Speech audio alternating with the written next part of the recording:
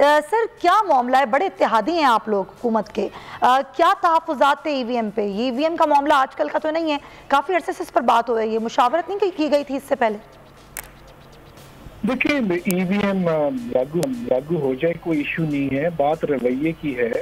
और पीटीआई की गवर्नमेंट ने पीएमएलक्यू से किसी किस्म की मुशावरत भी नहीं की, ना इनसे पूछा गया, ना किसी ने पॉलिसी मेकिंग में हमें शामिल किया गया, ना ही हमने ये मशीन देखी हैं।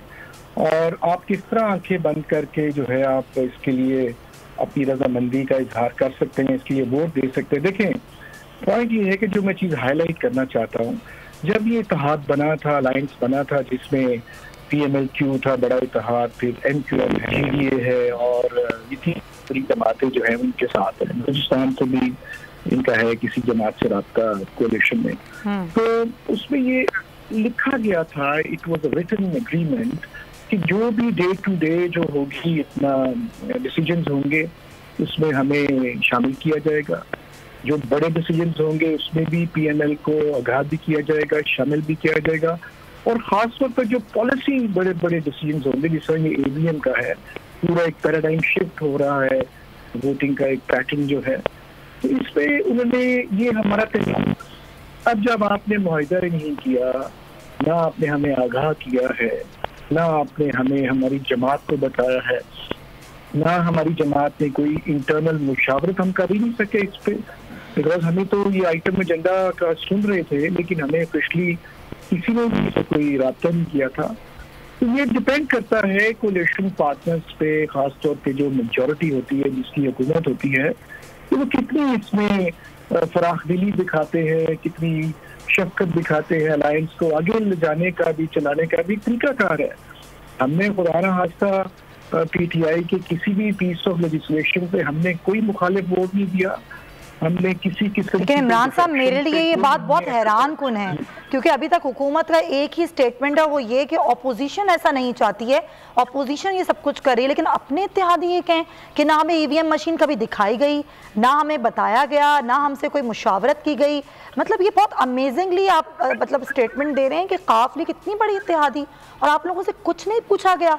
कल के मुशावरती इजलास में फिर हुआ क्या, जो कल वज़ीर आज़म से मीटिंग थी, उसमें क्या हुआ? उसमें बुलाया गया था, वहाँ पे हमने अपना मौक़िफ़ पेश किया है। हमने कह दिया आप हमें दिखा दें, आप हमें इसकी ब्रीफिंग दे दें, जब हमारी जमात के पास ही आपका आएगा, मसला आएगा या आपकी जो डिमांड है, रिक्वायरमेंट आएगी, तो फिर हम अपनी सेंट्रल वर्किंग कमेटी में इसको रखेंगे। हम अपने सूबाई जो हमारा सेटअप है, पूरा हमारा एक सिस्टम है पार्टी का, हम वहाँ पे मुशावरत करेंगे, हम अपने वर्कर्स में जाएंगे, अपने ऑफिस बेरर्स के पास जाएंगे, अपने एमएनए एमपी से हम राब्ता करेंगे। तो एक जो कलेक्टिव विजडम के बाद एक डिसीजन आएगा, वो हम इसको पेश कर देंगे। किसी भी इशू में हमने कोई मुखालफत नहीं की है, लेकिन हमें इतना भी राइट नहीं कि हम अपना मौक़िफ़ जो है, अपनी नाराजगी, उसको क्या करें फिर हम लोग। लेकिन ना हम जमात में से, कोलिशन में से निकलना चाहते हैं, ना हम इनकी या अपनी पार्टी की, अपनी हुकूमत की, हम किसी लेजिस्लेशन को हम डिफीट करते हैं। हम तो काम करना चाहते, हम तो कर रहे हैं। लेकिन ये जो तरीक़ेकार है आप उस पे कह रहे हैं कि ये कोई तरीका नहीं, ज़ाहिर है हमें अपने इंटरनल जो डिस्कशन करना है उसके लिए हमें। हाँ, देखिए मैं आपको मैडम बताऊं, पार्लियामेंट्री ट्रेडिशंस होती हैं, जी जी बिल्कुल सर, एक तरीकाकार होता है, बिल्कुल सर, और वज़ादारी जो है वो गवर्नमेंट ने दिखाई, थ्रू प्रोसेस होती है हर चीज़। सर आपका बिल्कुल, आपका मौक़िफ़ आप बिल्कुल दुरुस्त है और आपका पॉइंट भी बिल्कुल वैलिड है। मैं चाहूँगी कि ज़ाहिर बड़े इत्तेहादी एमक्यूएम भी हैं, तो उनका भी मौक़िफ़ है, क्योंकि हमारे साथ एमक्यूएम पाकिस्तान से उसामा कादरी साहब मौजूद हैं, एमएनए हैं, उनसे ज़रा बात करते हैं। उसामा साहब, आप लोगों का क्या तहफ़्फ़ुज़ात थे? ज़ाहिर आज के जॉइंट सेशन इसीलिए मुलतवी हुआ कि एमक्यूएम और काफ लीग के तहफ़्फ़ुज़ात थे ईवीएम पर। क्या तहफ़्फ़ुज़ात हैं, क्या हुआ क्या? बहुत शुक्रिया आपका। देखिए, एमक्यूएम के तहफ़्फ़ुज़ात जो हैं वो सबके सामने हैं, पूरे पाकिस्तान के और ख़ुसूसन सूबा सिंध और स्पेशली शहर के लोगों के सामने, कि ये ईवीएम मशीन जो लाई गई है या बनाई गई है, इसमें जो है हुकूमत को चाहिए था कि इस पर अपने इत्तेहादियों को कॉन्फिडेंस में लेकर उसकी ब्रीफिंग की जाती, उन्हें बताया जाता।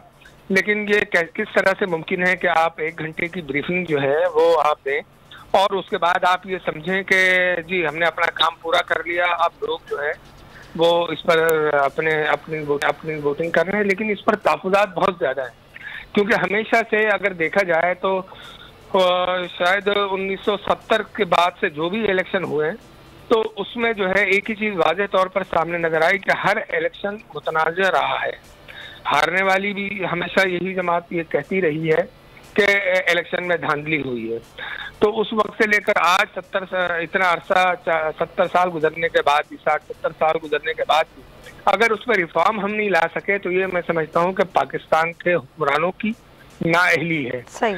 अच्छा, अब जहाँ तक इस मशीन का ताल्लुक है और एमक्यूएम के तहफ़्फ़ुज़ात का, तो एमक्यूएम हुकूमत में शामिल ज़रूर है, लेकिन हर चीज़ के ऊपर हम जो है मनोवान उस तरह से कोई बात नहीं कर सकते कि हर चीज़ को हम मनोवान उसी तरह मान लें जैसा हुकूमत कह रही है। एमक्यूएम के तहफ़्फ़ुज़ात क्या हैं? अब एक तो चीज़ ये है कि इसमें टेक्निकल लोगों को बिठाया जाता और उनसे ब्रीफिंग दिलाई जाती कि इसके ये फ़वाइद हैं और अवाम और वोटर्स जो है वो इससे इस तरह से मुस्तफ़िज़ होगा।